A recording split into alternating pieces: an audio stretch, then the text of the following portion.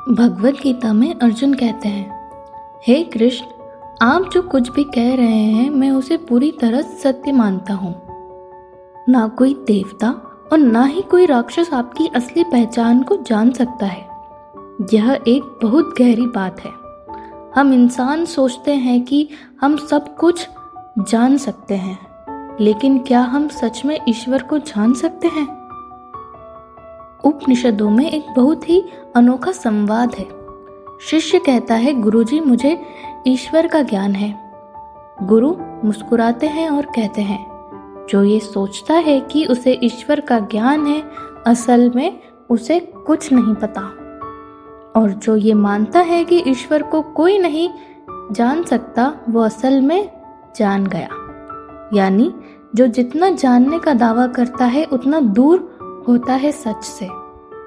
हमारी बुद्धि माया से बनी हुई है और ईश्वर माया से परे है, दिव्य है। तो हमारी माया की बुद्धि ईश्वर को कैसे समझेगी? जैसे कोई कहे, आंखें बंद कर लो, अब मेरे आवाज को आंखों से सुनो। क्या ये मुमकिन है? नहीं, क्योंकि आंखें सिर्फ रूप देख सकती है, सुन नहीं सकती। ठीक वैसे ही भौतिक बुद्धि से दिव्य को जानना असंभव है। चलिए अब बात करते हैं एक मजेदार किस्से के बारे में। एक व्यक्ति जिसकी पढ़ाई दिल्ली में हुई, स्कूल में हर सुबह असेंबली होती थी जहां कोई वीआईपी स्पीच देने आता था। एक दिन एक नेताजी आए। बिना किसी संदर्भ के उन्होंने कहा, आलू का रेट है 5 रुपए किलो, बताओ मेरी उम्र कितनी है? पूरा स्कूल चौंक गया, किसी को कुछ समझ नहीं आया। तीसरी बार बोले तो एक बच्चे ने हाथ उठाया, आपकी उम्र 50 साल है।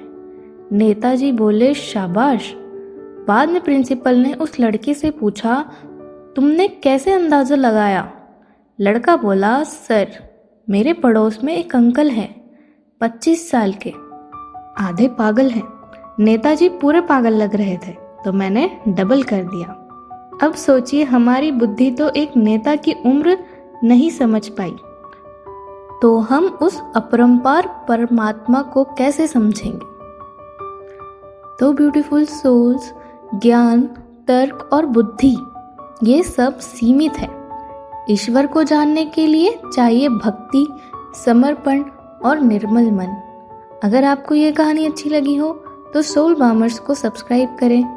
हर दिन एक नई बात, एक नया विचार जो आपके जीवन में शांति और प्रेम लाए।